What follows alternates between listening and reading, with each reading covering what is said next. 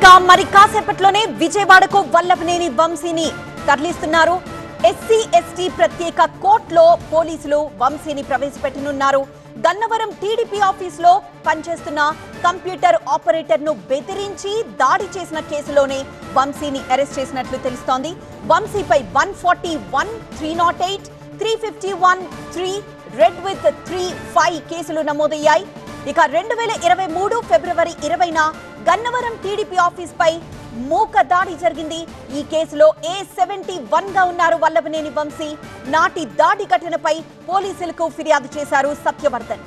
అయితే case withdraw చేసుకునేలా సత్యవర్ధన్ ను వంశీ బెదిరించారు అంటూ ఆరోపణలు వచ్చాయి. గచ్చిబౌలిలోని వంశీని అరెస్ట్ చేసి తీసుకువెళ్లారు పటమట పోలీసులు. ఇవాళ ఎస్సీ ఎస్టీ ప్రత్యేక కోర్టులో వంశీని హాజరుపరచడం ఒక పాటైతే, గన్నవరం టీడీపీ ఆఫీస్ పై దాడి కేసులో పలువురి బెయిల్ పిటిషన్ల పైన కోర్టులో విచారణ జరగబోతోంది. ఓఎస్ఎస్ ఫర్టిలిటీలో టెస్ట్, ట్రీట్మెంట్స్, థెరపీస్ అన్ని scientifically design in the good hands of science. Mummy daddy అవ్వాలంటే ఓఎస్ఎస్ కి కాల్ చేయండి. 35 మంది ముందస్తు బెయిల్ కోసం 10 మంది రెగ్యులర్ బెయిల్ పిటిషన్లు దాఖలు చేశారు. ఈ బెయిల్ వ్యవహారాలు స్థానిక కోర్టులోనే తేల్చుకోవాలని సుప్రీంకోర్టు చెప్పడంతో అంతా కింది కోర్టును ఆశ్రయించారు. మరి కాసేపట్లోనే కోర్టులో ప్రొసీడింగ్స్ కూడా మొదలు కానున్నాయి.